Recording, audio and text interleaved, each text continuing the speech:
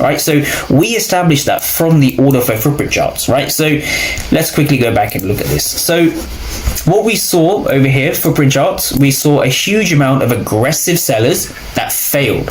We saw them fail as price broke higher over here, right? So capitalizing on that move.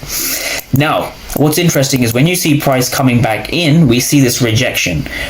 I want traders to study the rejection, because the rejection is the best thing you can study, right?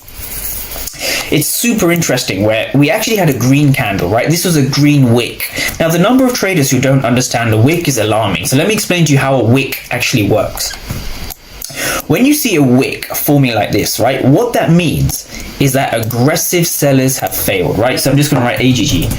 Aggressive, let me just write it like this. Aggressive sellers have failed, which means that passive buyers are in control, right? Passive buyers are in control of the price. And so this is the reason the market rallied higher off this demand. So it's not an accident you see a wick and a rejection higher off a 15-minute fair value gap over here, right? This is all part of basically trading, right? This is how the markets work. So your job as a trader is to identify key levels, entry at key levels, and you want to see whether your key level is going to be a demand or a supply. So in this case, it was indeed a demand area. There was demand at this area, which shot price higher. And so the reason for that, the reason why the market shot up higher the way it did, is simply because of this, right? So when we look into here, I don't even need to read the numbers, right? I can see via the outliers, the market is aggressively selling off, right? You can see this.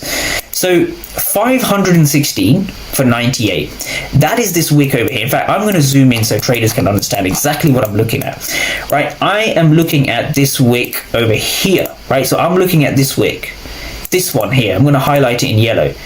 I'm looking at that wick. And so that wick is what's interesting to me, right? So this is the wick there. So you can see price entering with a wick. And what gives you the confidence that this is a true demand area is this. 516 for 98, right?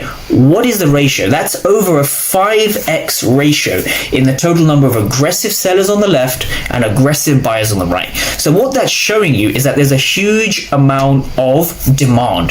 The reason why is because we saw this massive rejection, 516 for 98, and the market was able to break above the candle once and twice. So it shows you are at an area of demand, and it shows you the key level is an area of support or demand, right? And that is the reason the market essentially shoots higher. So gaps up like this